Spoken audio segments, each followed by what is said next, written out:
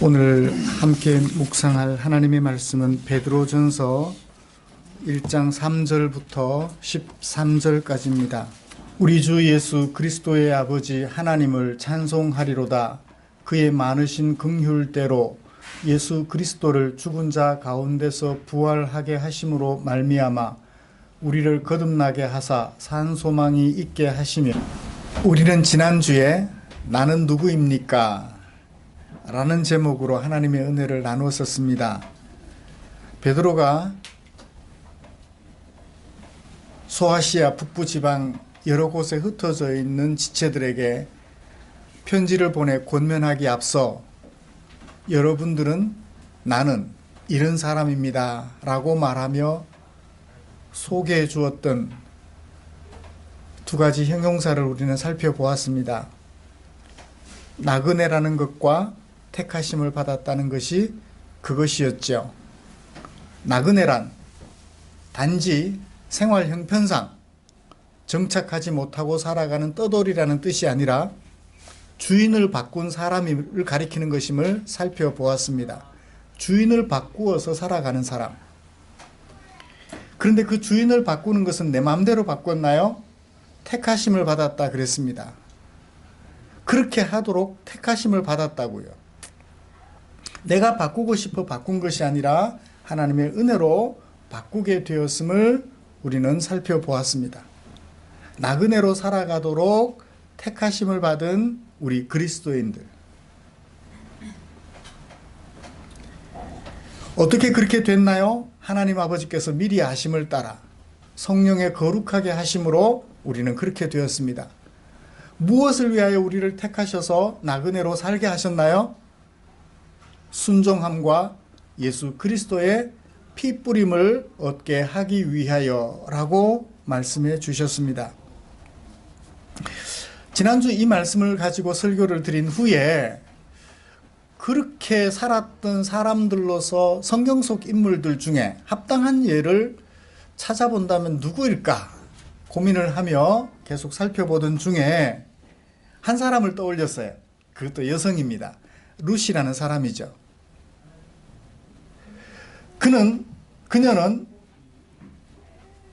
그녀는이라고 말하지 말라 그러던데. 여성 차별 발언이라고. 그냥 그라고 한국말로는. 근데 영어나 헬라어 쪽 문화는 남성과 여성 인칭 대명사를 분명하게 구분하고 있기 때문에 he, she 그렇게 분명하게 구분하고 있기 때문에 그쪽 문화로서 여러분들에게 설명을 드리겠습니다. 룻이라는 여성이 그런 인물이었어요. 고향 모압을 떠났어요. 떠돌이가 되었을까요? 그러지 않았습니다. 고향 모압을 떠났지만 시어머니 고향 가나안 땅에 들어가서 정말 정착민으로 아름답게 살아요. 그런데 뭐는 바뀌었어요? 주인이 바뀌었어요. 룻이 시어머니 나오미를 따라가면서 했던 말, 룻기 1장 16절 우리는 잘 기억합니다. 어머니께서 가시는 곳에 나도 가고 어머니께서 머무시는 곳에 나도 머물겠나이다.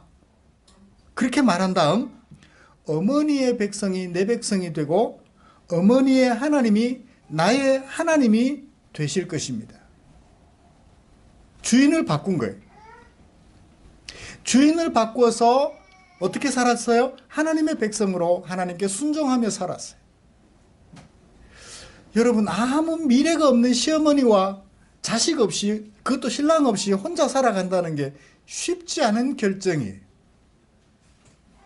그런데 주인을 하나님으로 바꾼 후에 어머니와 함께 하나님의 백성으로 순종하며 살아가요.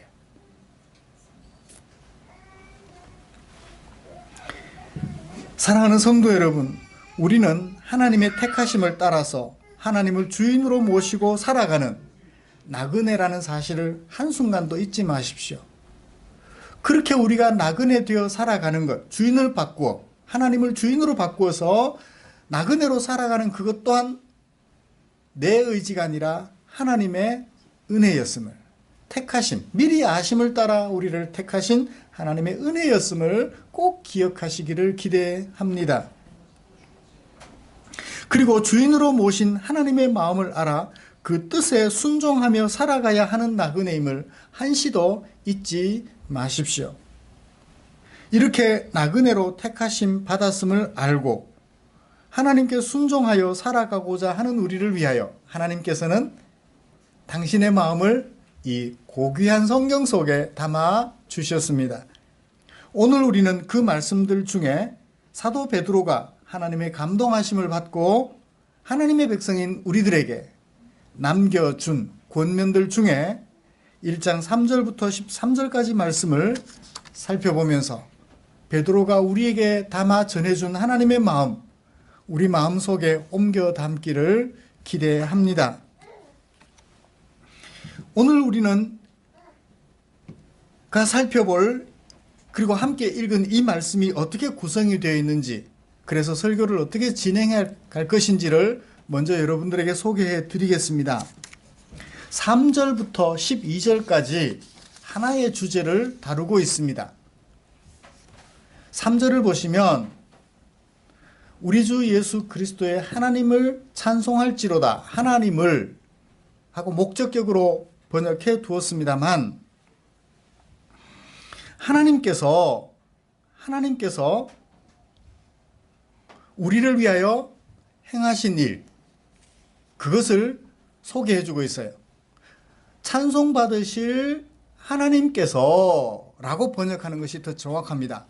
찬송받으실 하나님께서 이러이런 일을 하셨도다. 어떤 일을 하셨어요? 3절 마지막쯤에 가면 거듭나게 하셨다. 찬송받으실 하나님께서 거듭나게 하셨다. 누구를? 너희들을, 우리를. 찬송받으실 하나님께서 거듭나게 하시고 산 소망이 있게 하셨다라고 번역하면 정확한 직역이에요. 그런데 하나님을 찬송하리로다라고 개역 개정을 번역하시는 분께서는 그렇게 번역을 해 두었습니다. 찬송받으실 하나님께서 행하신 일을 3절부터 12절까지 소개를 해주고 있어요. 그것을 13절에서 베드로는 뭐라고 말하나요? 은혜라고 말을 해요. 하나님께서 베드로와 수신자들, 그리고 오늘 우리까지 우리를 위해서 행하신 일을 13절에서 뭐라고 한 단어로 줄여놓고 있느냐 하면 은혜라는 말로 줄여놓고 있어요. 그러면서 뭐라고 말해요? 이 은혜를 온전히 바랄지어다 라고 얘기를 하고 있어요. 그래서 3절부터 12절까지는 은혜를 설명하고 있고 하나님이 행하신 그 은혜를, 그리고 마지막 13절에서는 그 은혜를 바라라고 권면을 시작하고 있습니다.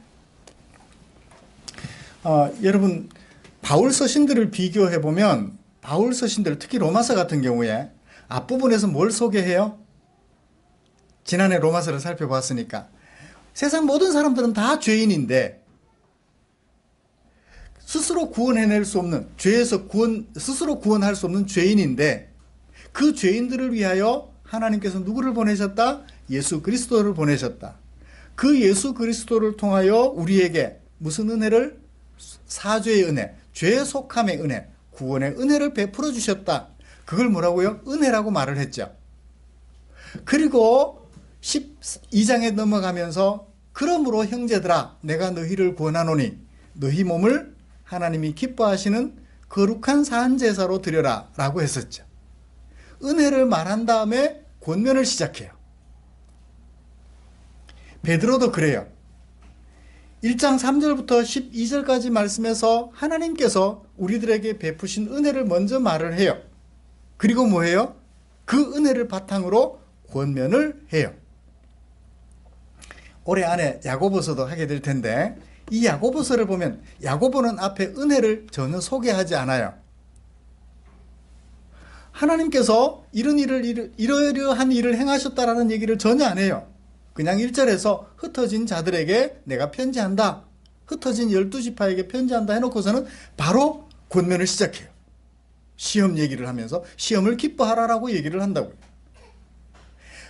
편지의 저자들마다 편지를 전개하는 방법이 조금씩 다른데, 바울이나 베드로는 하나님께서 수신자들에게 베푸신 은혜를 먼저 기록하고 있다는 사실을 유념하시고, 성경을 묵상하시면 아마 저자의 의도를 파악하는데 훨씬 더 크게 도움이 될 줄 믿습니다. 이런 말씀을 가지고 13절을 먼저 설교하고 싶어요. 은혜를 바라라. 그러면 우리가 바라보아야 될 은혜는 뭔가? 뒷부분에서 은혜는 무엇인지 그걸 살펴보면서 오늘 설교를 진행할까 합니다. 사랑하는 성도 여러분, 베드로가 수신자들에게 편지하면서 흩어져 살아가는 뭐와 무엇으로? 택하심을 받은 자로서 나그네로 살아가는, 주인을 하나님으로 바꾸어 살아가는 그들에게 편지하기를 은혜를 바라라고 얘기를 해요. 은혜를 바라라. 제가 살펴보니까 1장 13절부터 시작해서 5장 12절까지 몇 개의 권면을 하는가 하니까 모두 19개의 주제로 권면을 해요. 19개의 주제로. 그래서 베드로전서를 다 설교하려면 아마 19번은 해야 될 것 같아요. 19가지를 설교했으니까. 그 19가지 권면을 하면서 처음과 끝에 1장 13절과 5장 12절에 뭐라고 말하느냐면 은혜를 바라라. 그리고 마지막 12절에 이 은혜에 굳게 서라 라고 얘기를 해요. 그래서 올해 표를 뭐로 잡았다고요?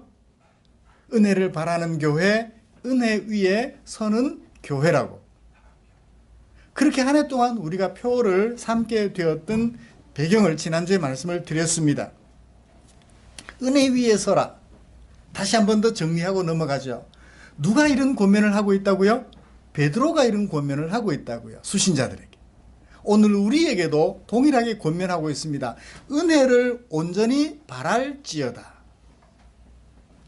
이 베드로는 어떤 사람이었나요?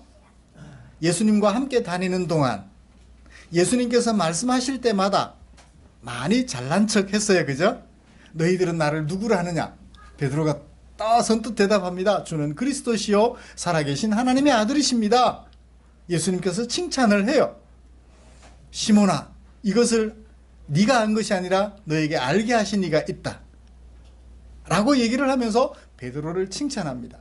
그 후에 내가 너희들이 알지 못하는 곳으로 가야 한다 라고 말씀하니까 베드로가 뭐라고 말해요? 무슨 말씀하십니까? 우리는 어디든지 따라갈 수 있습니다. 칭찬받으면 사람이 약간 업되잖아요. 흥분을 해서 무슨 말씀하십니까? 어디라도 가시면 우리가 따라가겠습니다. 아니 못 온다니까? 죽는 데라도 따라가겠습니다. 용기 100배, 자신감이 넘치는 베드로였습니다. 다혈질이에요. 마지막 예수님께서 십자가에 못 박히시기 직전 전날 밤 예수님이 붙잡혔을 때 예수님을 붙잡고 있는 종 말고의 귀를 칼로 잘라버리는 대단한 사람이에요. 칼솜씨도 대단해요. 문자대로 이해해야 될지는 모르겠지만 어떻게 칼로 귀만 싹둑 자를 수 있을까? 상상을 하기 어려워요. 가만히 있고 귀 붙잡고 자르면 자를 수 있겠지만 그냥 툭 쳤을 텐데 어떻게 그렇게 됐는지 모르겠어요. 하여튼 대단한 사람이에요. 그랬던 베드로가 죽을 때 다 돼가서 수신자들에게 편지를 보내서 말하면서 자기 자신 의지하지 말고 뭘 바라보라? 은혜를 바라보라 라고 얘기를 해요. 나도 내 자신을 믿어봤더니 별거 아니더라. 하나님 은혜가 없으면 아무것도 아니다라는 것을 처절하게 느꼈던 것 같아요. 그 결과 수신자들에게 권면을 많이 몇 가지 19가지 권면을 하면서 앞에 뒤로 첫 번째와 19번째 은혜를 온전히 바라라, 은혜 위에 서라라고 얘기를 하고 있는 거예요. 한번 경험해 보았던 사람이 이런 말을 하니까 훨씬 더 설득력이 있죠. 이런 얘기를 해볼 수 있을 것 같아요. 하나님 은혜로 자기 질병에서 치료를 받아 보았던 사람, 그 사람이 하나님의 은혜를 바라라는 것과 하나님의 은혜를 몸으로 체험해 보지 못했던 사람이 하나님의 은혜를 바라라고 말할 때 어느 게 설득력이 있을까요? 38년 된 병자가 예수님의 은혜로 치료를 받았어요. 자리를 들고 일어났어요.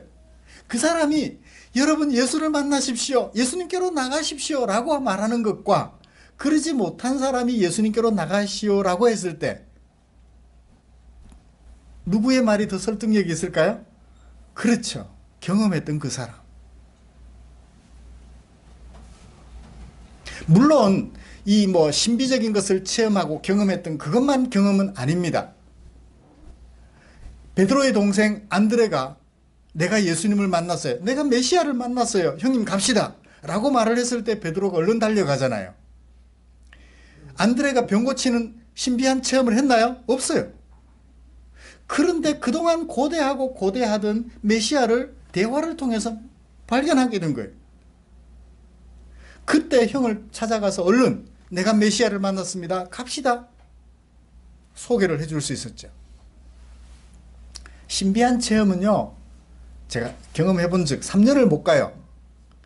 신비한 체험 했지만 3년쯤 지나면 그거 언제 그때는 대단했는데 3년쯤 지나고 나면 아무것도 아니에요. 우리 한국 사람들 흔히 뭐라고 말해요? 작심 3일이라고 해요. 3일은커녕 3시간도 못 가요. 앞에 달리던 차가 안전거리 미확보로 사고 나는 것을 봤어요. 나는 안전거리 확보해야지. 몇 시간 가요? 조금만 지나면 앞차에 바짝 붙어 달리는 거예요. 왜? 자꾸 새치기 들어오니까. 이렇게 사람들은요, 은혜를 체험했지만 그 은혜를 기억하는 것이 그리 오래 가지를 않아요.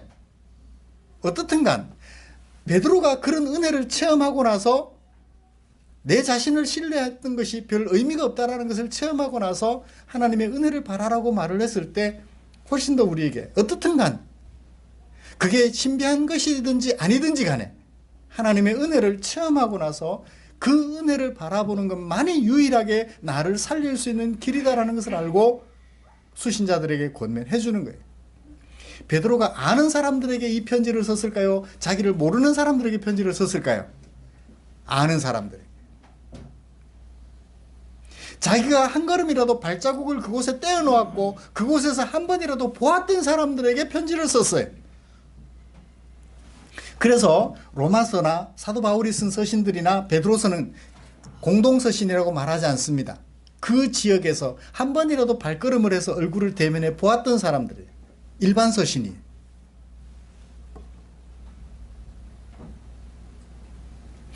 자신을 아는 그들에게 찾아가서 살펴보았고 그리고 그들을 떠난 후에 그들에게 편지를 써서 나를 아는 너희들아 이렇게 말을 해주는 거예요. 베드로가 이런 말을 했구나. 사랑하는 성도 여러분, 베드로의 이런 사람임을 알고 그런 베드로가 이런 말을 했음을 기억하여 하나님의 은혜를 더욱 바라는 우리가 되었으면 좋겠습니다. 여러분 자기 자신을 신뢰해 보았잖아요. 내가 이만큼 할 수 있어 해봤잖아요. 그죠? 근데 내가 뭘 할 수 있던가요?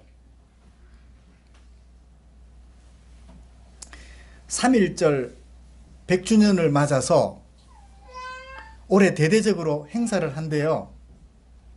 대한독립 만세 3.1절 100주년을 맞아서 행사들을 하는데 EBS에서 3.1절 100주년을 맞아서 재미난 프로그램들을 많이 해요. 문화예술계에 자리 잡고 있는 3.1 독립 만세운동을 거절했던 친일파 사람들, 그 사람들의 행적을 여러 가지 방면에서 추적해서 제시해주고 있는데 제가 지난주 주일날 저녁에 문화예술계에 깃들어 있는 친일파들의 흔적을 얘기를 해요. 그 중에 한 사람, 홍남파, 제가 머릿속에 기억에 남는 사람 한 사람 있다면 홍남파 씨예요. 에키타이 안. 누구죠? 안익태 씨.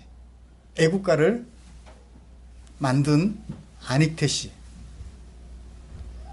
작사자, 소설가이기도 한 이광수 씨 등 이런 몇몇 사람들을 쭉 얘기해 주는 것을 들어보았어요. 그분들이 하는 얘기가 뭔지 아세요? 일관되게 어쩔 수 없었다는 거예요. 어쩔 수 없어서 친일 행적을 했지 자발적으로 하지 않았다는 핑계를 대요. 그러면 누구는 자발적으로 했을까요? 나라를 팔아먹은 이완영 씨가 아니고 이완용 씨죠. 비슷한 이름이 있어서. 그 사람만 자발적으로 했고 나머지는 어쩔 수 없었을까요? 그래요. 그러면 문화예술계가 그러면 종교계는 어땠을까요? 동방요배 아침마다 일본에 있는 천황을 향하여 방향을 틀고 절을 하고 예배 시작하기 전 천황을 기억하며 묵념했던 기독교는요. 우리 사람의 결심이라는 게 대단한 것 같지만 아무것도 아님을 우리가 압니다. 칼로 우리 목에 들이대면 우선 살아야 되니까. 하나님께 예배드려도 살아야 되니까라는 핑계거리가 생기잖아요. 살아야 되니까. 그래서 일단 항복해놓고 나중에 회개하면 되나요? 대체로 그렇게 살죠. 그나마 회개라도 하면 다행이에요. 내가 그때 어쩔 수 없었다. 미안하다. 그때 내가 그렇게 해서 대접을 잘 받았으니까 지금부터 사과하며 사죄하는 마음으로 살아갈게. 소리 없이. 그렇게 살아간다면 다행이겠지만 그것도 아니에요. 요직에 앉아서 자신의 친일 행적을 감추고 드러나니까 어쩔 수 없었다라고 말을 하는 게 사람이라. 자기 자신을 믿어보지만 그 자신 별거 아니라는 사실을 우리는 인류 역사를 통해서 잘 압니다. 베드로는 그것을 알았어요. 나 별거 아니더라는 거예요. 나 대단한 용기를 가졌던 사람인데 그 용기 별거 아니더라는 거예요. 하나님 은혜를 바랄지어다. 그래요. 우리 앞에도 칼이 우리 목에 들어오면 폴리갑 목사님처럼 내가 지금 살면 얼마나 더 살겠다고 이제 예수를 안 믿는다고 부인하겠느냐라고 말을 할 수 있을지 모르겠어요. 우리의 결심 지나치게 의지하지 마십시오. 나 잘할 수 있어. 나 할 수 있어. 너무 용기 가지지 마십시오. 하나님 은혜를 바라십시오. 주께서 나를 돕지 않으시면, 주께서 내게 은혜 베풀지 않으시면 한순간도 하나님의 말씀 따라 순종하며 살아갈 수 없습니다. 결심 또 결심해놓고 부르륵 흥분하는 거 우리 알죠, 그죠? 부부싸움 안 해야지. 순식간에 잊어버리고 또 싸워요. 날마다 은혜를 바라는 저와 여러분들 되시기를 주님의 이름으로 축복합니다. 그러면 그 은혜가 뭘까요, 도대체? 은혜가 뭐기에 그 은혜를 바라라고 베드로가 얘기를 했을까요? 3절부터 5절까지 하나님께서 행하신 일과 그 목적을 소개해 줍니다. 자, 하나님을 목적격으로 번역했는데 주격으로 번역해야 정확하다라고 말을 했습니다. 하나님께서 뭐 하셨어요? 거듭나게 하셨어요. 거듭나게 하셨다. 밑에 밑줄을 그어 주십시오. 하나님을 밑에 밑줄을 그으시고 거듭나게 하셨다. 밑줄 그어 주십시오. 하나님이 거듭나게 하셨어요. 거듭난다라는 게 뭐죠? 새로 태어나는 거예요. 어머니 뱃속에서 새로 들어갔다가 나오는 걸 말하나요? 아니에요. 어머니 뱃속에서 태어난 것도 하나님의 은혜였는데 이제 누구의 백성으로? 아빠 엄마의 자식으로 아니라 하나님의 백성으로 다시 태어나게 하셨다는 거예요. 누구를요? 우리를. 거듭나게 하사 앞에 우리를 이라고 목적어를 정해두고 있죠. 우리를 거듭나게 하셨어요. 그냥 엄마 아빠의 아들로 살아가는 우리를 누구의 백성으로? 하나님의 백성으로 다시 태어나게 하셨다는 거예요. 그래서 우리가 뭐가 됐어요? 나그네가 된 거예요. 그래서 나그네가 된 거예요. 주인을 바꿨거든요. 엄마 아빠를 내 주인으로 어릴 때는 모시고 살았습니다. 커서는 누가 주인이에요? 엄마 아빠 시키는 대로 안 해요. 내 생각대로 해요. 내가 주인이었어요. 그랬던 내가 하나님을 주인으로 바꾸게 된 거예요. 나그네가 된 것입니다. 그건 누가 한 일이라고요? 하나님이 하신 일이라고. 하나님이 거듭나게 하셨다라고 소개하고 있습니다. 하나님이 거듭나게 하셨다. 어떻게 거듭나게 하셨나요? 3절 안에 들어있습니다. 어떻게? 그의 많으신 긍휼을 따라서. 하나님께서 긍휼을 베풀어서 우리를 거듭나게 해주신 거예요. 우리가 뭔가를 해드려서 아니라 하나님의 긍휼 때문에 우리를 거듭나게 해주셨다고 얘기를 합니다. 그 다음에 또 어떻게 거듭나게 하셨어요? 예수 그리스도를 죽은 자 가운데서 부활시키심으로 말미암아 거듭나게 하셨대요. 예수 그리스도를 죽게 하심으로 거듭나게 하신 것이 아니라 죽은 자 가운데서 부활하게 하심으로 거듭나게 하셨다는 거예요. 거듭난다는 건 다시 태어난다, 산다는 거예요. 근데 예수님의 죽으심으로만 거듭나게 할 수 있나요, 없나요? 없어요. 예수님이 죽고 끝나버리셨다면 우리는 거듭날 수 없습니다. 죽은 예수님을 다시 살리신 하나님께서 그 예수님 때문에 우리 또한 다시 살리셨다는 거예요. 우리 또한 다시 살리셨다는 거예요. 그래서 예수 그리스도를 죽은 자 가운데서 부활하게 하심으로 말미암아 우리를 거듭나게 하셨다라고 소개하고 있습니다. 거듭나게 하신 목적은 뭔가요? 산 소망이 있게 하시려고. 소망은 소망인데 죽은 소망도 있어요. 꼴찌하는 학생이 서울대학 갈 수 있는 소망 몇 %예요? 누구지? 그 공부의 신, 공신, 강성태라는 친구, 뭐 텔레비전에 자주 나오더라고요. 그 아이도 꼴찌 했나요? 꼴찌는 안 했죠. 적어도 좀 뒤처져 있었는데 공부하는 방법을 잘 몰랐다가 나중에 깨달아서 서울대학 들어갔다라는 얘기를 해요. 꼴찌가 서울대학 들어가는 것은 산 소망이 아니고 죽은 소망, 희망 없는 소망이에요. 불가능한 소망. 여기 산 소망은 100% 달성 가능한 소망을 무슨 소망? 산 소망.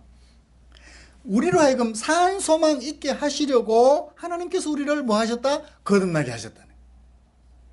하나님 나라 백성, 하나님 나라를 유업으로 받는 것이 우리에게 소망인데 그것은 불가능한 소망, 0%, 1%라도 불가능한 것이 아니라 99.9%만 소망이 있는 것이 아니라 100% 완벽한 소망 있게 하시려고 하나님이 우리를 거듭나게 하셨다. 두 번째는요, 하나님 나라 유업을 잇게 하기 위하여 거듭나게 하셨다. 4절. 어떤 유업? 썩지 않고 더럽지 않고 쇠하지 않는 유업. 그 유업을 잇게 하시려고, 그 유산을 받게 하시려고, 하나님 나라 백성 되게 하시려고 거듭나게 하셨다는 거예요. 하나하나 풀어서 수식해주는 형용사 하나하나 풀어서 설명하니까 훨씬 더 다가오죠.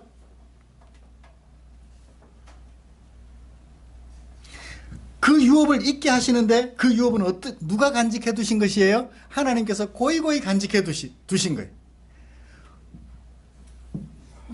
우리 최병준 형제에게 하나님께서 유업으로 잊게 하시려고 고이고이 간직해 두셨던 거예요. 그거 주시려고 거듭나게 해 주셨다. 여러분, 하나님의 은혜가 마음속에 느껴지나요?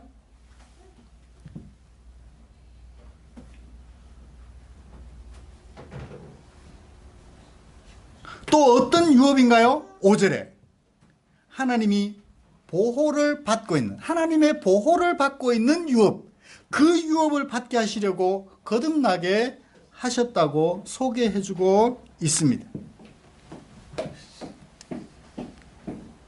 그 다음에 이런 은혜를 입고 나니까 6절과 9절에서 이 은혜를 마음속에 새기고 나니까 성도들이 그 은혜를 마음에 새기면서 어떤 영향을 받게 됐나요? 6절부터 9절까지 첫 번째, 너희는 뭐예요? 너희가 밑줄 그으시고 마지막에 동사 크게 기뻐한다. 이 은혜를 받고 나니까 우리가 기뻐하게 됐어요. 하나님이 보호하심을 받고, 하나님의 보호하심을 받고 계시고, 그리고 하나님이 간직해 두신 그 하나님 나라를 유업으로 받게 하려고, 산소망 있게 하려고 나를 거듭나게 하셨네. 그걸 알고 나니까 기뻐하게 된 거예요. 그 다음에 또 어떻게 하게 됐나요? 하나님을, 예수님을 사랑하게 되었다고 8절에 얘기를 합니다. 또 어떻게 하게 됐나요? 8절 마지막에 기뻐하게 되었다. 자, 기뻐하게 되었다는 게 두 번 나오고 사랑하게 되었다는 게 가운데 한 번 나와요. 그렇습니다.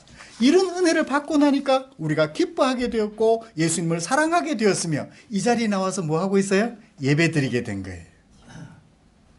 여러분, 하나님의 은혜 때문에 예배 드리고 있나요? 복 받으려고 이 자리에 앉아서 예배 드리고 있나요? 많은 사람들이 복 받으려고 와서 예배를 드리는 거예요. 왜 헌금 드리고 있나요? 복 받으려고 드리고 있는 거예요. 왜 40일 작정기도 하나요?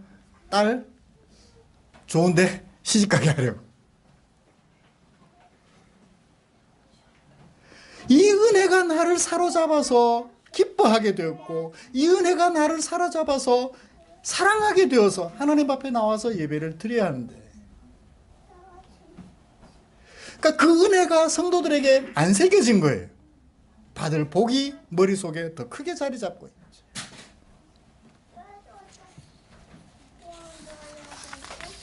그 은혜 진짜인지 아닌지 어떻게 알아요?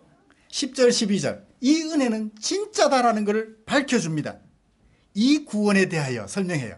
지금까지 몇 절부터 몇 절까지? 3절부터 9절까지 말해준 이 구원, 거듭나게 하심에 대하여 누가 일찍부터 살펴보던 거예요? 선지자들이 살펴보던 거예요. 선지자들이 살펴보던 것이며 12절에 선지자들이 연구하던 것이죠. 나중에는 어떻게 했나요? 복음 전하는 자들이 세상에 알려준 거예요.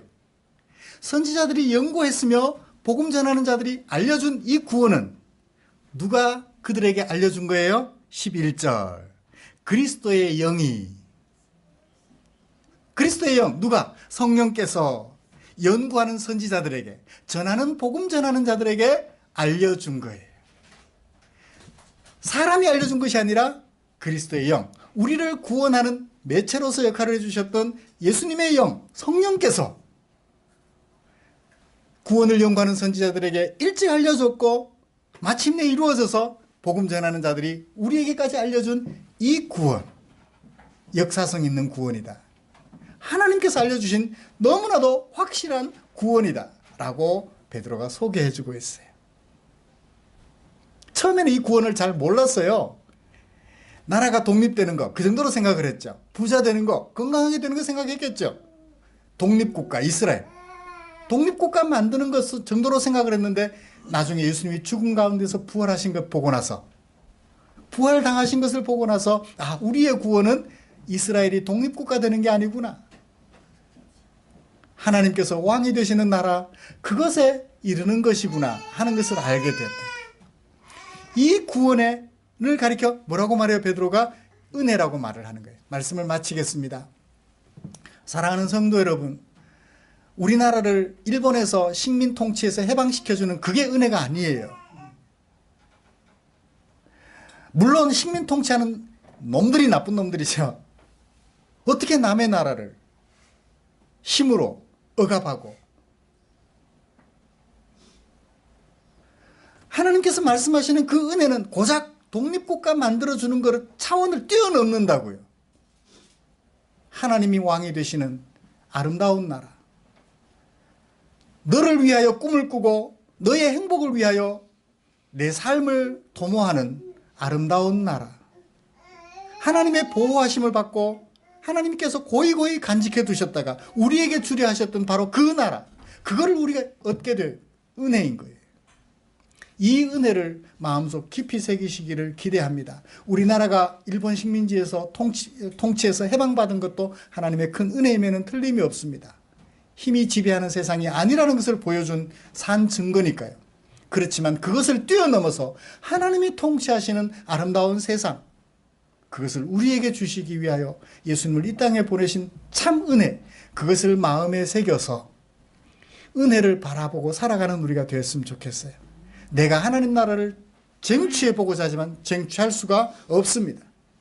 붉은 띠를 띠고 옥탑에 올라가서, 굴뚝대에 올라가서 손을 흔들면 이 세상이 아름다운 세상으로 바뀔까요? 그러질 않습니다.